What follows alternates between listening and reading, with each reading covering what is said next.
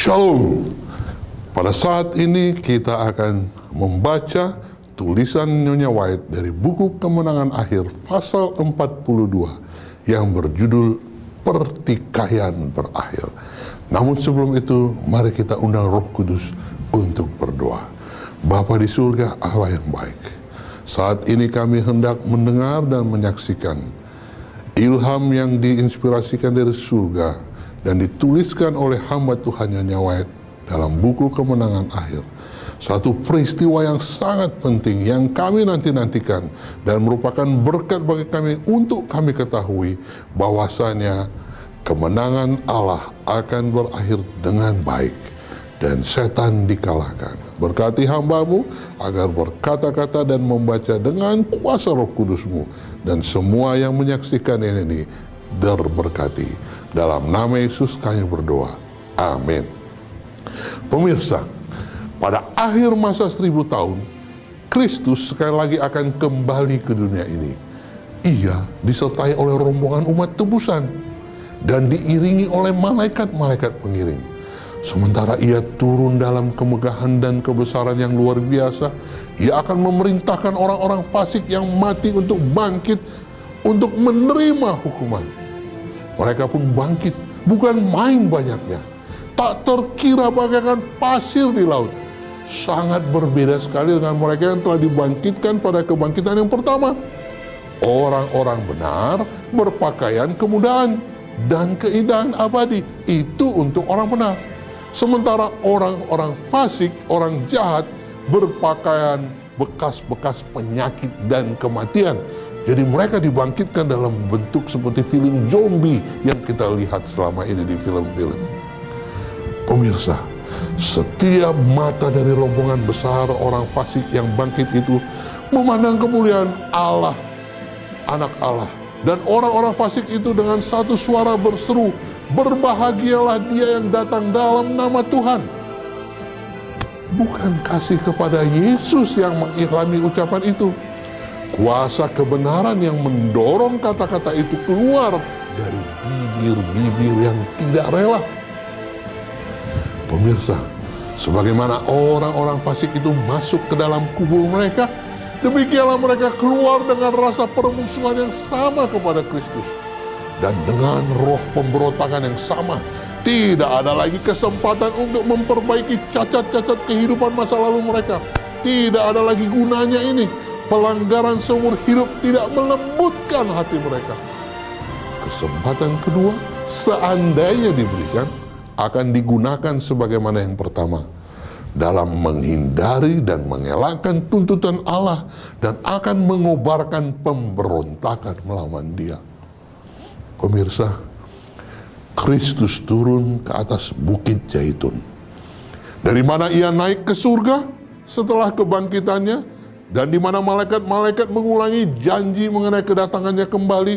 Nabi berkata, "Lalu Tuhan Allahku akan datang, dan semua orang kudus bersama-sama Dia.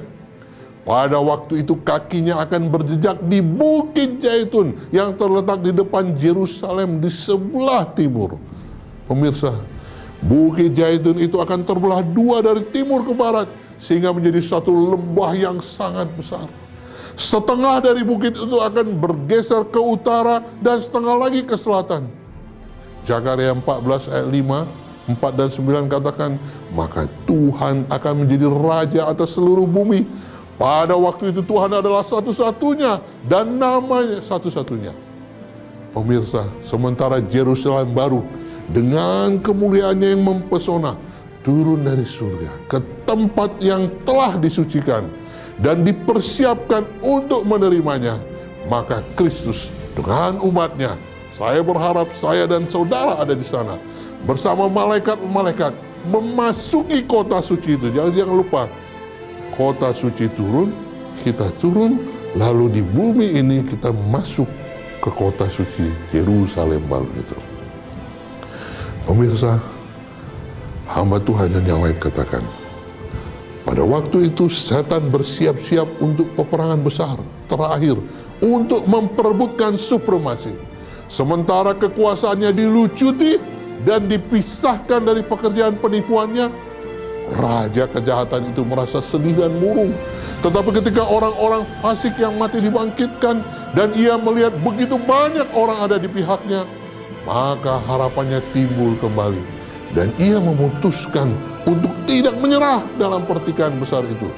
Ia menyusun pasukan dari orang-orang jahat di bawah panji-panjinya, dan melalui mereka berusaha untuk melaksanakan rencananya. Orang-orang fasik adalah orang-orang tawanan setan. Pada waktu mereka menolak Kristus, mereka telah menerima penguasaan pemimpin pemberontak. Mereka siap untuk menerima gagasan-gagasannya dan melakukan perintah. Namun, adalah benar, dengan kelicikan yang mula-mula, ia tidak mengakui bahwa dirinya sendiri adalah setan. Ia menyebut dirinya raja yang berhak memiliki dunia ini, dan yang kepewarisannya secara tidak sah diambil darinya. Ia menyatakan dirinya sebagai penebus kepada orang-orang yang ditipunya, dan meyakinkan mereka bahwa kuasanya lah yang telah membangkitkan mereka dari kubur mereka, dan bahwa sudah hampir tiba saatnya ia menyelamatkan mereka dari kelaliman yang sangat kejam. Pemirsa, pada waktu itu hadirat Kristus telah ditarik. Setan mengadakan mujizat-mujizat untuk mendukung tuntunannya.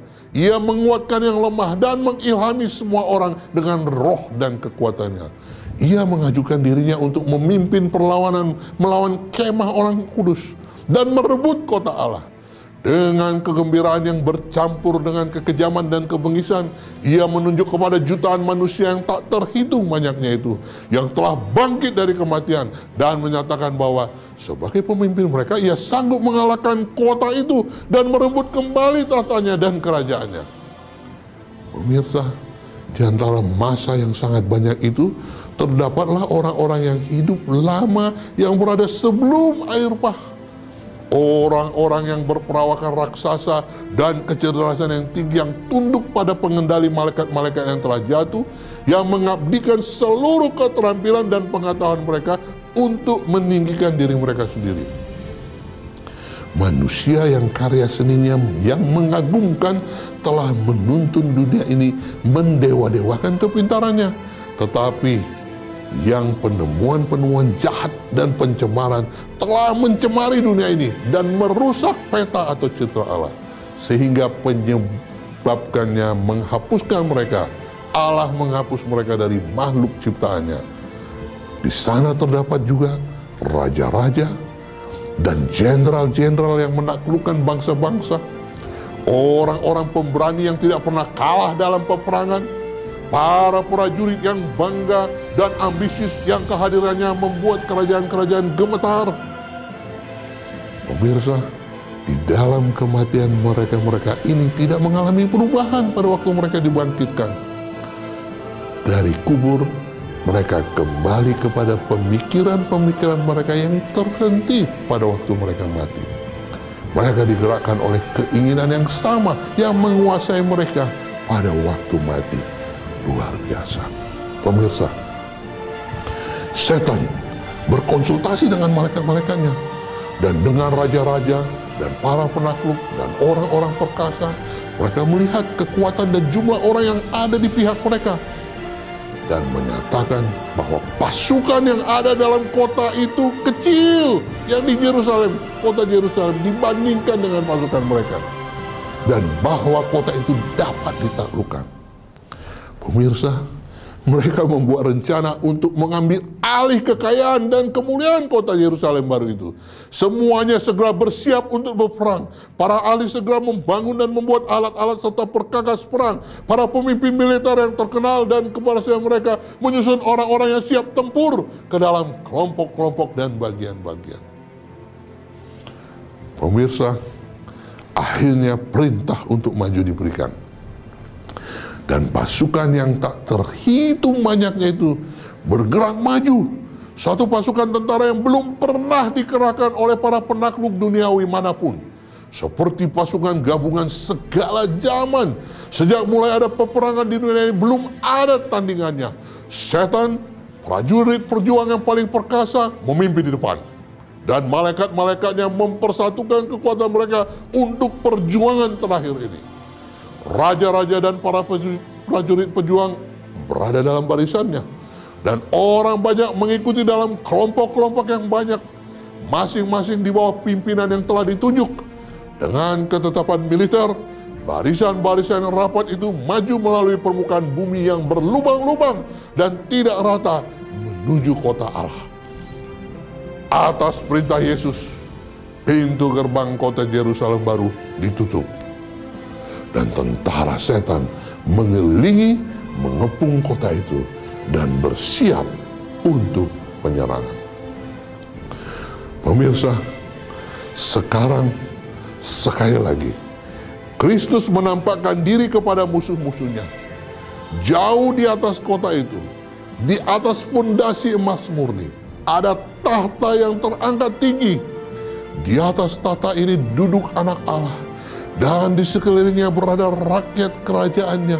Kekuasaan dan kebesaran Kristus tak ada bahasa yang dapat menerangkannya, tak ada pena yang dapat melukiskannya.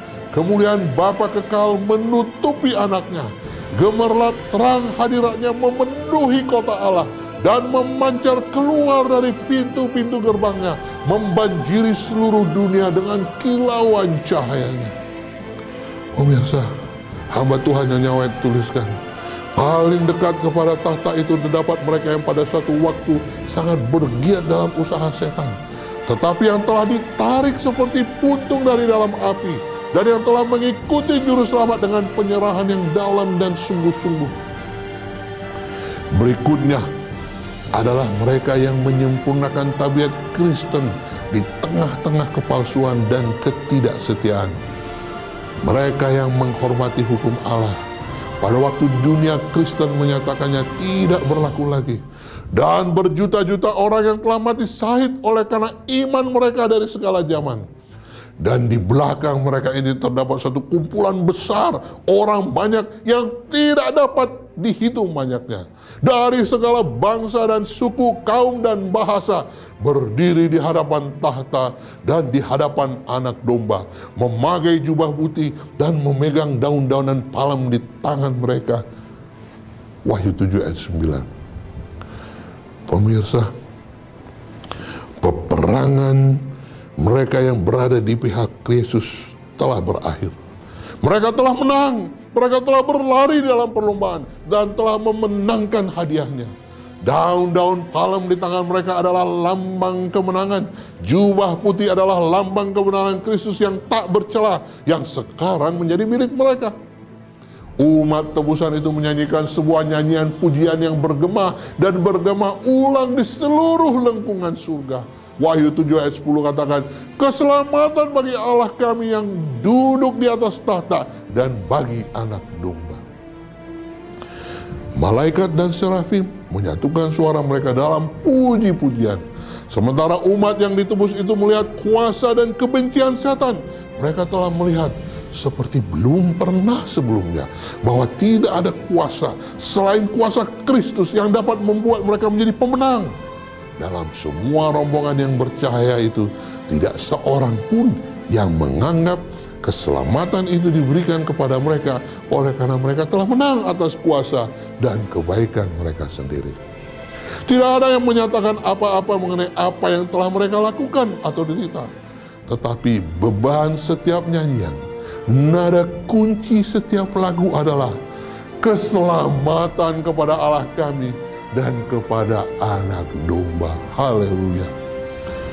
Pemirsa, di hadapan penduduk dunia dan surga yang telah berkumpul, dilangsungkanlah penobatan terakhir Anak Allah.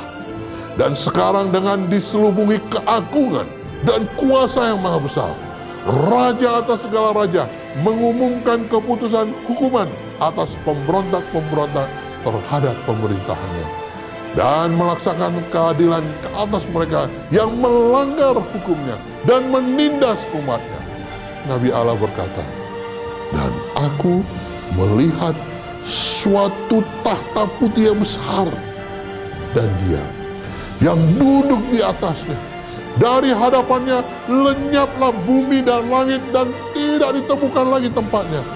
Dan aku melihat orang-orang mati, besar dan kecil, berdiri di depan tahta itu.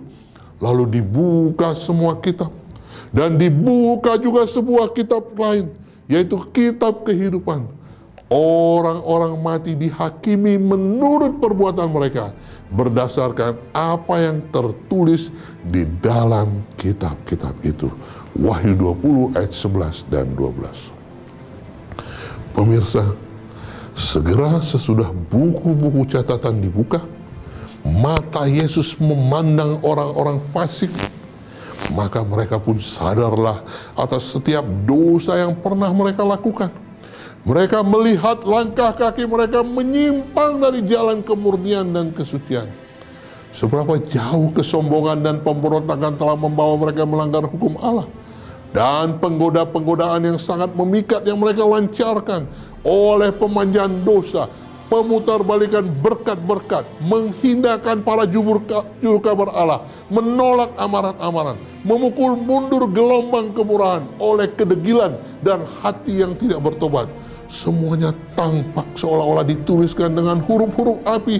Mungkin kalau zaman sekarang divideokan, ya, di depan pintu gerbang kota Yerusalem, divideokan kehidupan daripada orang-orang jahat sebelum mereka menyerang kota Allah.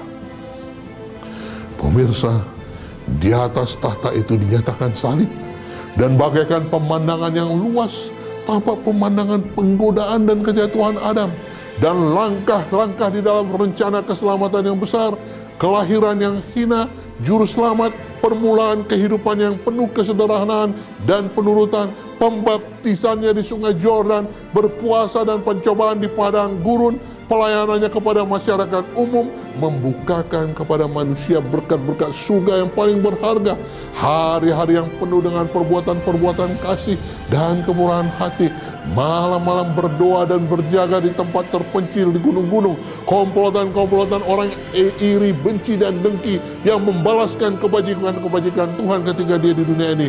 Penderitaan yang mengerikan dan misterius di Taman Getsemani, di bawah beban dosa seluruh dunia yang berat, penyerahan Yesus ke tangan massa yang berniat membunuhnya, peristiwa-peristiwa yang menakutkan pada malam, tawanan yang tidak melawan itu telah ditinggalkan oleh murid-muridnya yang sangat dikasihinya, yang berlari cepat-cepat melalui jalan-jalan kota Yerusalem.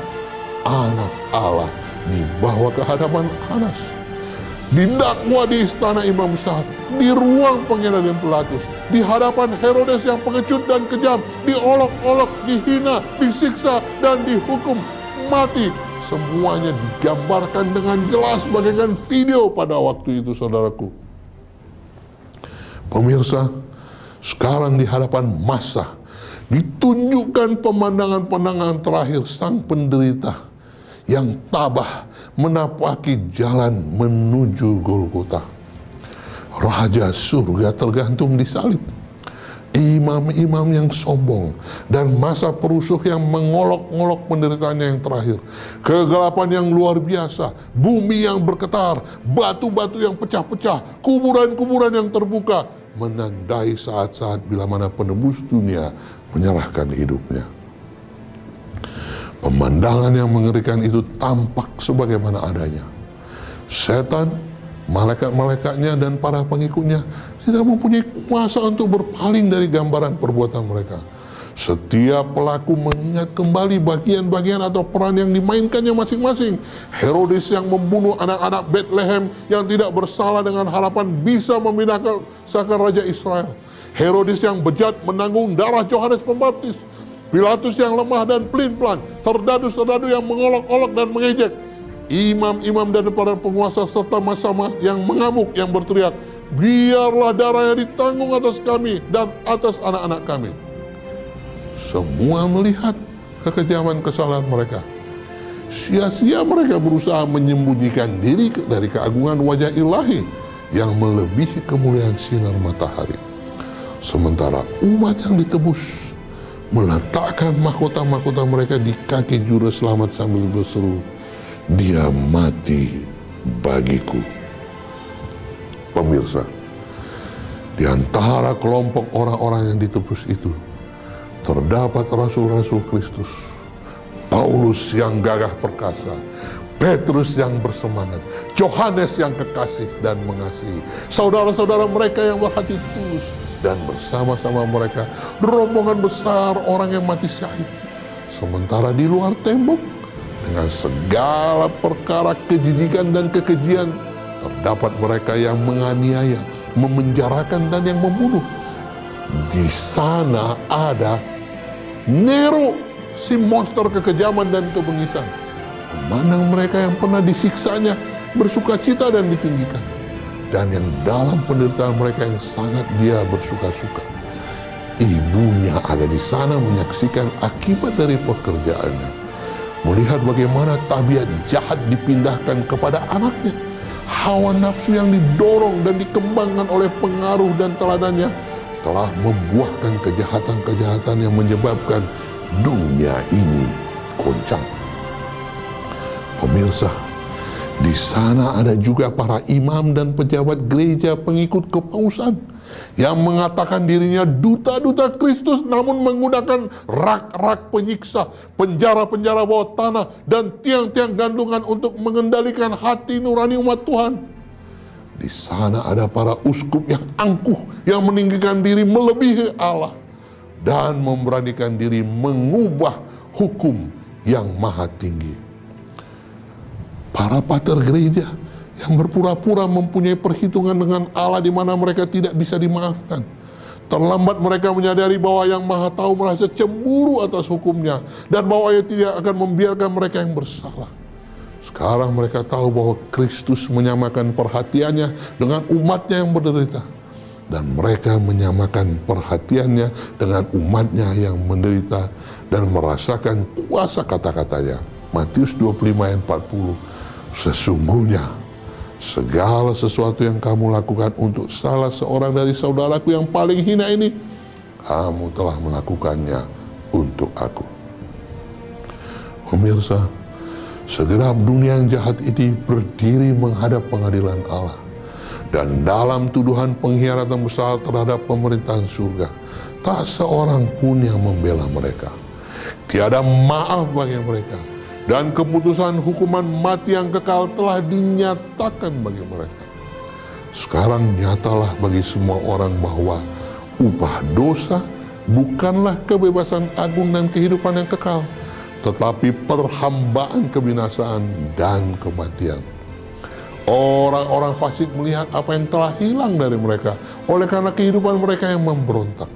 Bobot kemuliaan yang tak terkira dan kekal mereka remehkan pada waktu ditawarkan kepada mereka. Tetapi sekarang betapa hal itu sangat diperlukan.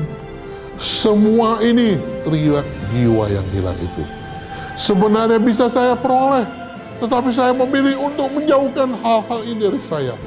Oh, betapa satu penyesalan yang menyedihkan. Saya telah menukarkan perdamaian, kebahagiaan dan kehormatan dengan kemalangan, kehinaan dan keputusasaan. Pemirsa, semua mereka melihat bahwa tindakan tidak mengizinkan mereka masuk ke surga adalah adil. Melalui kehidupan mereka, mereka telah menyatakan, kita tidak mau Yesus ini memerintah kita.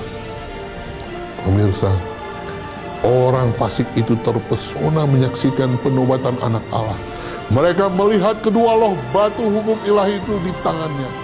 Undang-undang yang telah mereka benci dan langgar. Mereka menyaksikan luapan rasa kagum, gembira, dan pemujaan orang-orang yang telah diselamatkan. Dan sementara alunan lagu memenuhi seluruh orang banyak yang berada di luar kota itu, semuanya dengan satu suara berseru, Wahyu 15 ayat 3. Besar dan ajaiblah segala pekerjaanmu ya Tuhan Allah yang maha kuasa. Adil dan benar segala jalanmu, ya Raja segala bangsa. Haleluya. Dan dengan sujud mereka menyembah Raja kehidupan. Pemirsa, memandang kemuliaan dan kebesaran Kristus, setan seolah-olah lumpuh. Ia yang ada satu waktu adalah kerub yang menaungi, mengenang kembali kejatuhannya.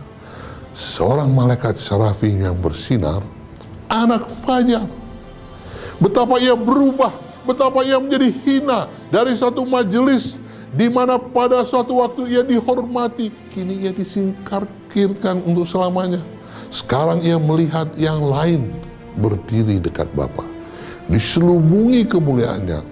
Ia telah melihat mahkota dikenakan ke kepala Kristus oleh seorang malaikat yang tinggi perawakannya dengan hadirat Maha Agung. Dan ia tahu bahwa kedudukan tinggi malaikat ini sebenarnya adalah kedudukannya.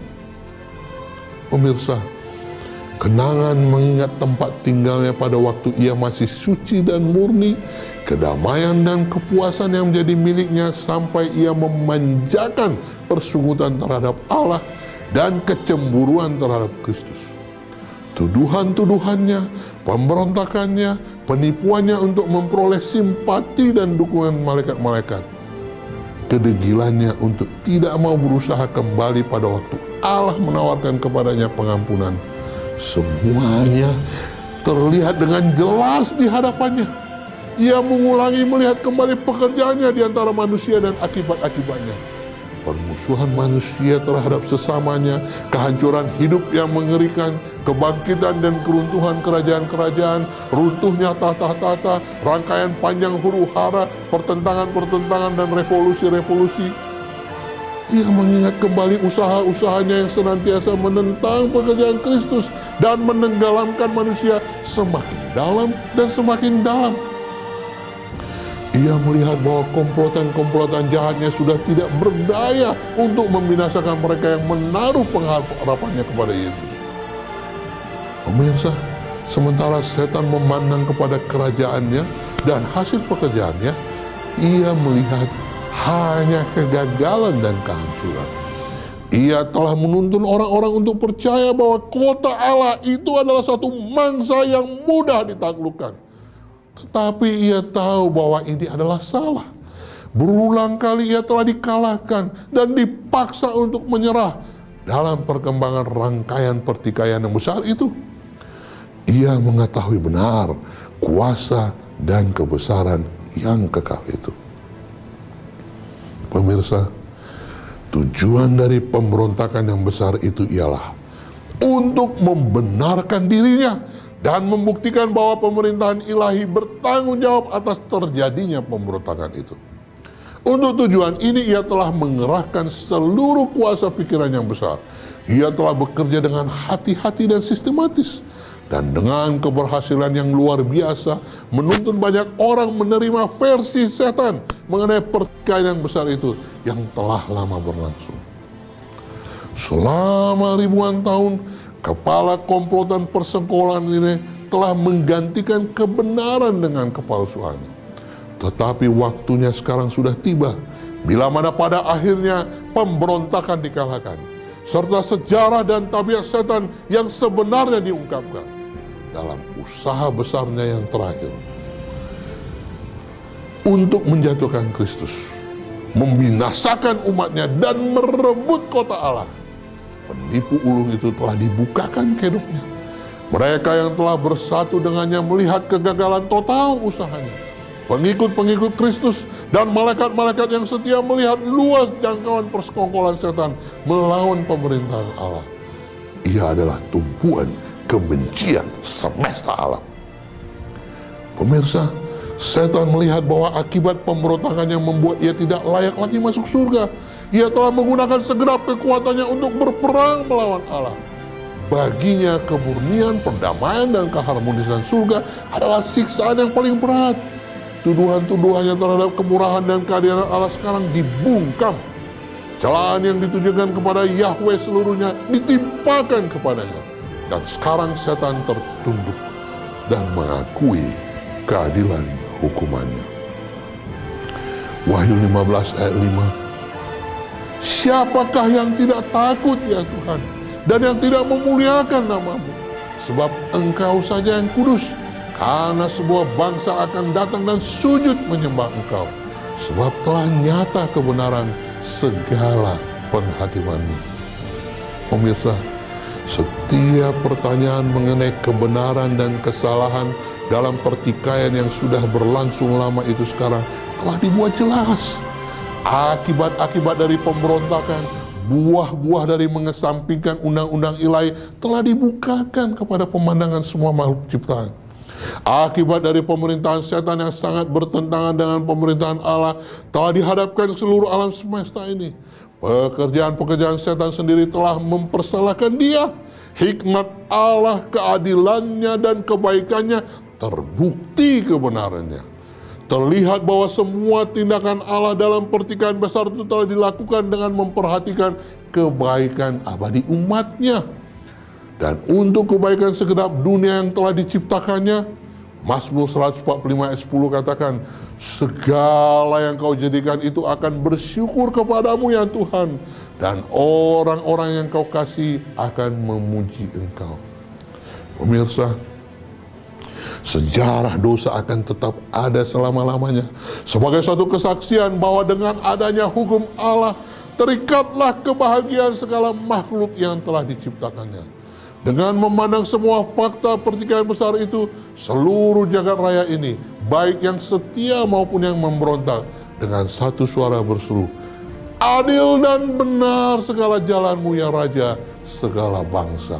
Haleluya. Pemirsa, di hadapan alam semesta telah dinyatakan dengan jelas pengorbanan besar yang dibuat oleh Bapa dan Anak demi kepentingan manusia. Saatnya telah tiba bila mana Kristus menempati kedudukannya yang sebenarnya dan dimuliakan di atas penguasa-penguasa dan kuasa-kuasa, dan setiap nama yang disebut adalah untuk sukacita yang ditaruh di hadapannya, agar dia boleh membawa anak-anak kepada kemuliaan, sehingga ia menanggung salib dan menahan malu, dan tak terkira besarnya duka cita dan malu, namun lebih besar sukacita dan kemuliaan. Ia memandang orang-orang yang ditebus diperbaharui dalam petanya sendiri.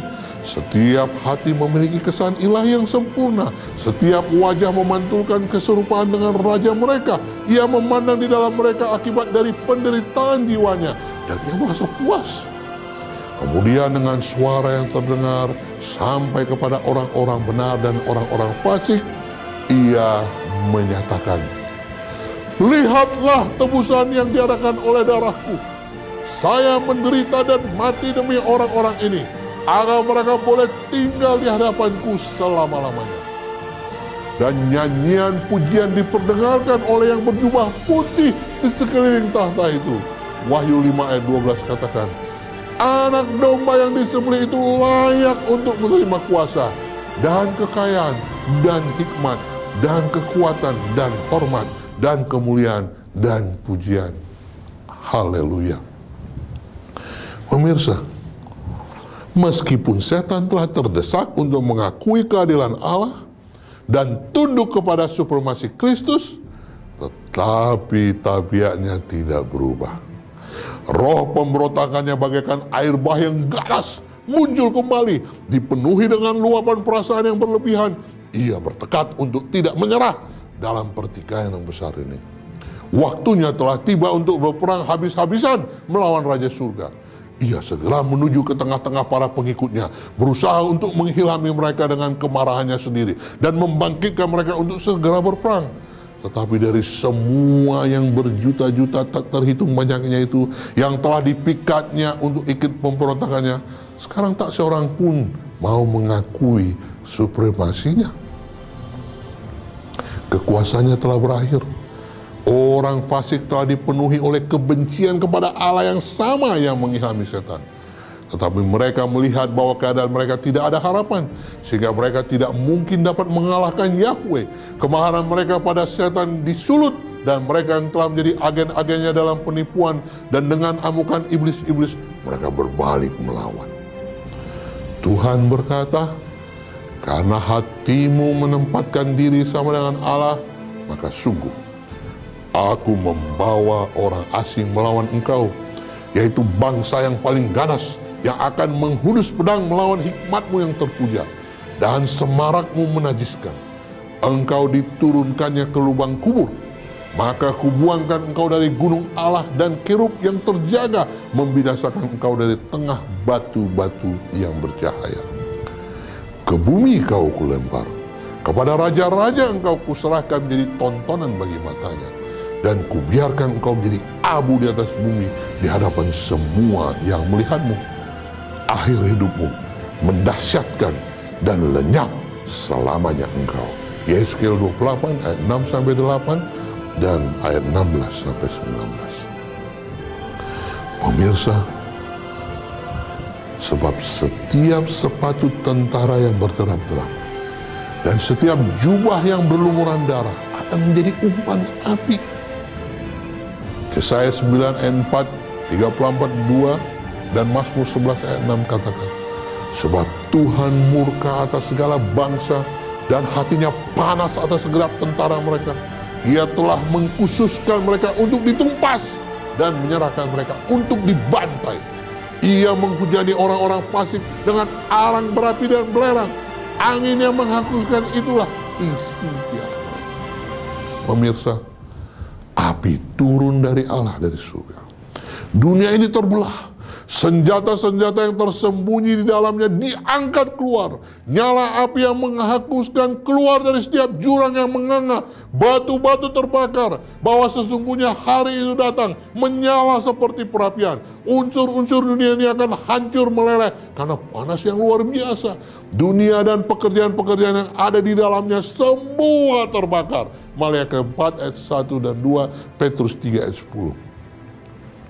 Permukaan bumi bagaikan gumpalan yang meleleh, danau api yang besar.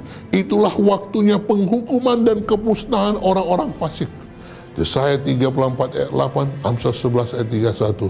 Sebab Tuhan telah mendatangkan hari pembalasan dan tahun pengganjaran karena perkara Sion.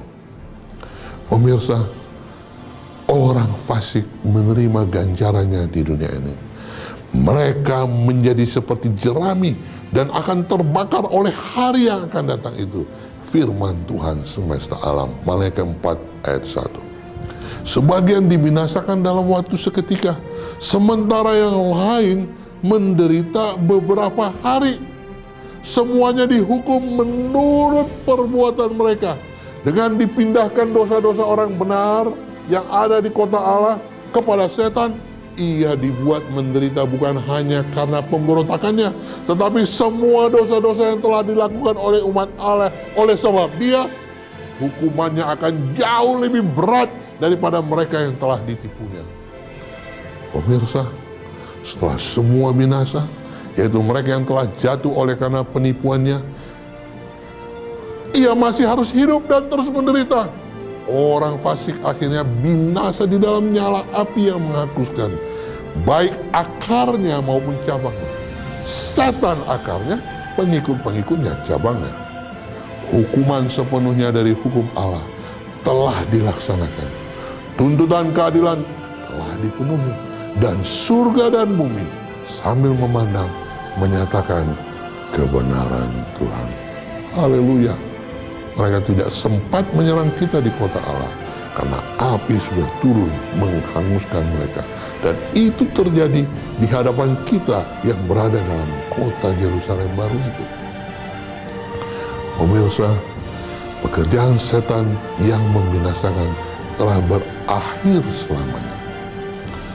Lebih dari selama 6.000 tahun, ia atau setan telah melakukan kehendaknya, memenuhi dunia dengan malapetaka dan mendatangkan duka cita di seluruh alam semesta. Seluruh ciptaan telah mengerang dan menderita kesakitan bersama-sama.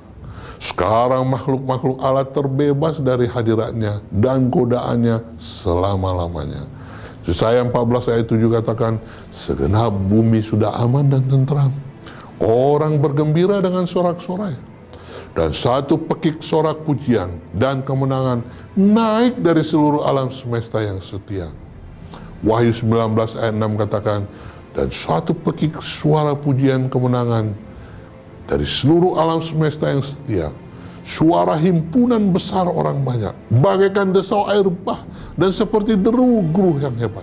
Terdengar berkata, haleluya, karena Tuhan Allah kita yang maha kuasa telah menjadi raja. Pemirsa, Sementara bumi dibungkus oleh api kebinasaan, orang-orang benar tinggal di dalam kota suci itu dengan aman. Kematian yang kedua tidak berkuasa ke atas mereka yang bangkit pada kebangkitan yang pertama. Haleluya. Saya berharap saudara dan sayalah yang berada di kota suci itu.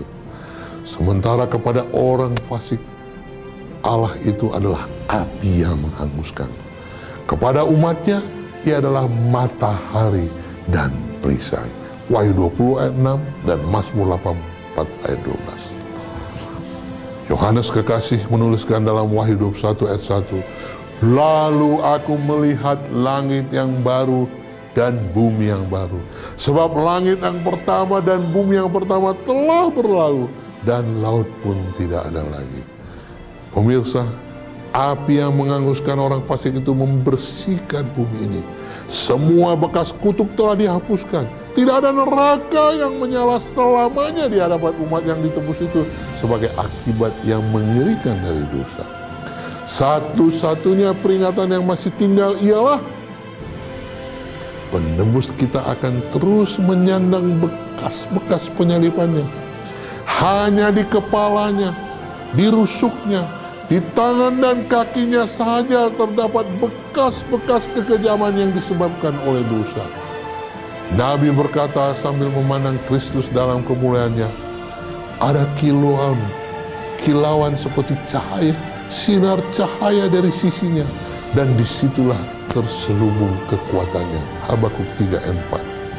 Rusuk yang tertikam, dari mana mengalir cairan berwarna merah yang memperdamaikan manusia kepada Allah. Itulah kemuliaan Juru Selamat. Disitulah terselubung kekuatannya, berkuasa untuk menyelamatkan melalui korban penebusan. Itulah sebabnya ia sanggup untuk menjalankan keadilan ke atas mereka yang membenci kemurahan Allah. Dan tanda-tanda kehinaannya adalah kehormatan. Luka-luka Golgota akan menunjukkan pujiannya dan menyatakan kuasanya selama-lamanya. Mika 4 ayat 8 katakan, dan engkau, hai menara kawanan domba, hai bukit putri Sion, kepadamu akan datang dan akan kembali pemerintahan yang dulu. Pemirsa, waktunya sudah datang, yaitu yang telah dinanti-nantikan dengan kerinduan sejak pedang yang bernyala-nyala itu menghalangi pasangan manusia yang pertama itu dari Eden. Waktu untuk penebusan yang menjadikan kita milik Allah. Efesus 1 ayat 4. Pemirsa, dunia ini yang pada mulanya diberikan kepada manusia untuk menjadi kerajaannya, yang telah diserahkannya ke tangan setan dan dalam waktu yang lama dikuasai oleh musuh yang kuat itu, telah dikembalikan kepada manusia oleh rencana keselamatan yang besar. Semua yang telah hilang oleh karena dosa telah dikembalikan. Sebab beginilah firman Tuhan, Yesaya 45 ayat 18, yang membentuk bumi dan menjadikannya, dan yang menegakkannya, dan ia menciptakannya bukan supaya kosong, tetapi ia membentuknya untuk didiami. Tujuan semula Allah menjadikan bumi digenapi pada waktu bumi dibuat menjadi tempat tinggal umat yang ditebus itu. Mazmur 37 ayat 29 katakan, orang-orang benar akan mewarisi negeri dan tinggal di sana senantiasa. Pemirsa, suatu ketakutan bahwa warisan yang akan datang itu kelihatannya terlalu materialistis telah menuntun banyak orang untuk memandang dari segi rohani semua kebenaran yang menuntun kita memandangnya sebagai tempat tinggal kita. Kristus meyakinkan murid-muridnya bahwa ia pergi untuk menyediakan tempat bagi mereka di rumah Bapa. Mereka yang menerima pengajaran firman Allah tidak akan bersikap masa bodoh sama sekali mengenai tempat tinggal surgawi. 1 Korintus 2 ayat 9 katakan, namun apa yang tidak pernah dilihat orang oleh mata, tidak pernah didengar oleh telinga, dan yang tidak pernah timbul di dalam hati manusia, semua yang disediakan Allah untuk mereka yang mengasihi Dia. Bahasa manusia tidak cukup untuk menjelaskan upah orang benar. Hal itu akan diketahui oleh mereka yang memandangnya. Pikiran fana ini tidak dapat mengerti kemuliaan Firdaus Allah. Di dalam Alkitab, warisan orang-orang yang diselamatkan disebut satu tanah air. Haleluya. Ibrani 11 ayat 14 dan 16. Di sana gembala surgawi menuntun gembalaannya ke mata air hidup. Pohon hidup memberikan buahnya setiap bulan, dan daun pohon itu adalah untuk keperluan bangsa-bangsa. Di sana ada sungai-sungai yang airnya terus mengalir, jernih bagaikan hablur atau kristal, dan di tepi-tepi sungai itu ada pepohonan yang melambai-lambai, yang memberikan bayang-bayangnya ke jalan-jalan yang telah disediakan bagi umat tebusan Tuhan. Di sana ada dataran-dataran luas terhampar sampai ke bukit-bukit yang indah, dan gunung-gunung Allah berdiri dengan puncak-puncaknya yang tinggi. Di dataran-dataran yang tenang dan damai ini, di samping sungai-sungai yang hidup, umat Allah yang telah lama mengembara dan menjadi musafir mendapatkan tempat tinggal mereka. Haleluya. Firman Tuhan katakan, bangsaku akan diam di tempat yang damai, di tempat tinggal yang tentram, di tempat peristirahatan yang aman. Tidak akan ada lagi kabar tentang perbuatan kekerasan di negerimu, tentang kebinasaan di daerahmu. Engkau akan menyebutkan tembokmu selamat dan pintu gerbangmu puji-pujian. Mereka akan mendirikan rumah-rumah dan mendiaminya juga. Mereka akan menanami kebun-kebun anggur dan memakan buah juga. Dan orang-orang pilihanku akan menikmati pekerjaan tangan mereka. Yesaya 32 ayat 18, Yesaya 60 ayat 18, Yesaya 65 ayat 21 dan 22. Di sana padang dan padang kering akan berkirang. Padang belantara akan bersorak-sorak dan berbunga. Sebagai ganti semak berduri dan tumbuh pohon sanobar. Sebagai ganti kecubung akan tumbuh pohon murad. Yesaya 35 ayat 1, Yesaya 55 ayat 13. Pemirsa, serigala akan tinggal bersama domba dan macan mengiringnya. Tidak ada yang akan berbuat jahat atau yang berlaku busuk di seluruh gunungku yang kudus. Yesaya 11 ayat 6 dan 9, kata Tuhan. Pemirsa, rasa sakit tidak akan ada dalam suasana surga. Tidak akan ada lagi air mata. Tidak akan ada lagi iring-iringan kekuburan. Tidak ada lagi tanda-tanda kedukaan. Wahyu 21 ayat 4 katakan, dan maut tidak akan ada lagi. Tidak akan ada lagi perkabungan atau ratap tangis atau duka cita. Sebab segala sesuatu yang lama itu telah berlalu. Haleluya.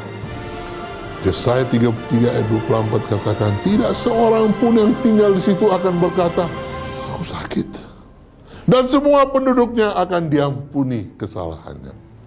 Di sanalah Yerusalem baru, ibu kota dunia baru yang dimuliakan itu, akan menjadi mahkota keagungan di tangan Tuhan, dan serban kerajaan di tangan Allahmu. Yesaya 62 ayat 3.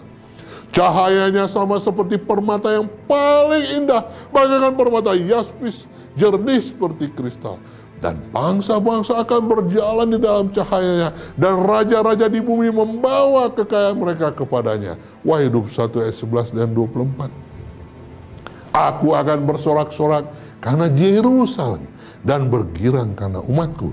Yesaya 65 ayat 19, kata Tuhan. Lihatlah, Wahyu 21 ayat 3. Kemah Allah ada di tengah-tengah manusia, dan ia akan diam bersama-sama dengan mereka. Mereka akan menjadi umatnya, dan ia akan menjadi Allah mereka. Pemirsa, di dalam kota Allah, malam tidak ada lagi di sana. Tak ada seorang pun memerlukan atau menginginkan istirahat. Tidak akan ada rasa letih dalam melakukan kehendak Allah dan dalam memberikan pujian bagi namanya. Kita akan selalu merasakan kesegaran pagi. Wahyu 22 ayat 5 katakan, dan mereka tidak memerlukan cahaya lampu dan cahaya matahari, sebab Tuhan Allah yang menerangi mereka. Pemirsa, sinar matahari akan digantikan oleh suatu cahaya yang sinar terangnya tidak menyakitkan, namun yang jauh melebihi sinar matahari kita waktu tengah hari. Kemuliaan Allah dan anak domba memenuhi kota suci itu dengan terang yang tidak pernah pudar. Umat tebusan berjalan di dalam kemuliaan hari yang kekal yang tidak bermatahari. Wahyu 21 ayat 2 berkatakan, dan aku tidak melihat bait suci di dalamnya. Sebab Allah, Tuhan yang Maha Kuasa, adalah bait sucinya. Demikian juga anak domba itu. Haleluya. Umat Allah diberikan kesempatan untuk mengadakan hubungan langsung dengan Bapa dan Anak. 1 Korintus 13 ayat 12 katakan, karena sekarang kita melihat dalam cermin suatu gambaran yang samar-samar. Kita melihat gambaran Allah dipantulkan seperti dalam cermin, dalam pekerjaan-pekerjaannya di alam dan dalam perhatiannya kepada manusia. Tetapi nanti kita akan melihat Dia muka dengan muka, tanpa selubung yang membuat samar-samar. Kita akan berdiri di hadapannya dan memandang kemuliaan wajahnya. Pemirsa, di sana umat tebusan akan mengenali, sama seperti mereka juga dikenal, kasih dan simpati yang telah ditanamkan Allah di dalam jiwa akan dipraktekkan dalam cara yang paling benar dan menarik. Persekutuan yang murni dengan makhluk-makhluk kudus, kehidupan sosial yang harmonis dengan malaikat-malaikat yang berbahagia, dan dengan orang-orang yang setia dari segala zaman, yang telah membasuh jubah mereka dan diputihkan oleh darah anak domba. Ikatan-ikatan kudus yang mengikat bersama semua turunan yang dalam surga dan di atas bumi. Efesus 3 ayat 15. Semua ini membantu menciptakan kebahagiaan orang-orang yang ditebus. Haleluya. Pemirsa, di sana pikiran-pikiran kekal akan memandang kesukaan yang tidak pernah gagal mengenai kuasa penciptaan yang ajaib. Misteri kasih yang menebus. Tidak akan ada musuh yang kejam dan menipu, yang menggoda untuk melupakan Allah. Setiap bakat akan dikembangkan, setiap kemampuan akan dipertambahkan. Penambahan pengetahuan tidak akan meletihkan pikiran atau menghabiskan tenaga. Di sana usaha-usaha paling agung dapat dilakukan, aspirasi yang paling tinggi dicapai, cita-cita yang paling tinggi diwujudkan, dan di sana masih akan timbul ketinggian-ketinggian baru untuk diatasi, keajaiban-keajaiban baru untuk dikagumi, kebenaran-kebenaran baru untuk dipahami, dan tujuan-tujuan baru yang memerlukan kuasa-kuasa pikiran, badan, dan jiwa. Pemirsa, segenap kekayaan alam semesta akan terbuka untuk pelajaran dan penyelidikan umat tebusan Allah tanpa dibelenggu oleh kefanaan. Mereka terbang tanpa letih ke dunia-dunia yang jauh, dunia-dunia yang terharu dalam kesedihan menyaksikan penderitaan manusia, dan yang menyanyikan nyanyian kesukaan karena mendengar kabar penebusan jiwa-jiwa. Dengan kesenangan yang tak terkatakan, anak-anak dunia ini akan berbaur ke dalam sukacita dan hikmat makhluk-makhluk yang tidak jatuh itu. Mereka saling membagikan kekayaan pengetahuan dan pengertian yang diperoleh dari segala zaman di dalam merenungkan pekerjaan tangan Allah. Dengan pengalihan yang tidak samar-samar, mereka memandang kemuliaan ciptaan matahari-matahari, bintang-bintang, dan sistem-sistem yang semuanya dalam aturan yang ditentukan mengelilingi tata Allah. Di atas segala-galanya, mulai dari yang paling kecil sampai kepada paling besar, dituliskan nama Halik, dan di dalam segala sesuatu kekuasaannya dinyatakan. Haleluya. Dan sementara tahun-tahun kekekalan bergulir akan membawa penyataan Allah, dan Kristus semakin kaya dan semakin mulia, sementara pengetahuan berkembang, demikian juga dengan kasih, rasa hormat, kebahagiaan semakin bertambah. Semakin manusia mempelajari Allah, semakin besar kegaguman mereka terhadap tabiat Allah. Pada waktu Yesus membukakan di hadapan mereka kekayaan penebusan dan pencapaian yang luar biasa dalam pertikaian besar melawan setan, hati umat yang telah ditebus tergerak untuk lebih berserah dengan sungguh-sungguh dan dengan lebih bersukacita.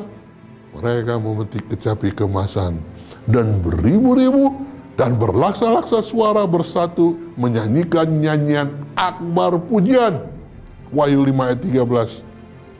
Yohanes kekasih katakan, dan aku mendengar semua makhluk yang di surga dan yang di bumi dan yang di laut dan semua yang ada di dalamnya berkata, bagi Dia yang duduk di atas tahta dan bagi anak domba adalah puji-pujian dan hormat dan kemuliaan dan kuasa sampai selama-lamanya.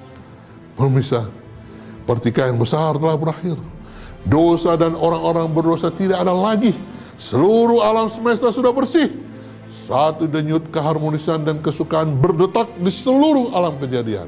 Dari Dia yang menciptakan semuanya, mengalir kehidupan dan terang dan kesukaan ke seluruh jagat raya yang tidak ada batasnya ini. Dari atom yang paling kecil sampai ke dunia yang paling besar, segala sesuatu yang bergerak atau yang tidak bergerak, dalam keindahan yang tak terselubung dan kesukaan yang sempurna, menyatakan bahwa Allah itu kasih adanya. Semoga bacaan dari tulisan Nyonya Wati ini memberikan inspirasi, motivasi, dan Roh Kudus menolong kita untuk mau memiliki tujuan. Saya mau berada di kota Yerusalem yang Allah siapkan bagi kita. Bencilah dosa, kasihilah Tuhan, lakukan firman-Nya, sehingga kita boleh menjadi pemenang. Mari kita berdoa. Bapa di surga, Allah yang baik, tolong kami. Kami rindu untuk berada dalam kota Allah. Tolong kami Tuhan, kasih karunia-Mu sangat kami butuhkan untuk mengalahkan segala keinginan daging ini dan mengalahkan godaan dari setan. Karena kami rindu untuk memuji, memuliakan, dan menghormati, mengakui Tuhan Yesus Kristus adalah Raja alam semesta yang adil dan benar. Dalam nama Yesus kami berdoa. Amin.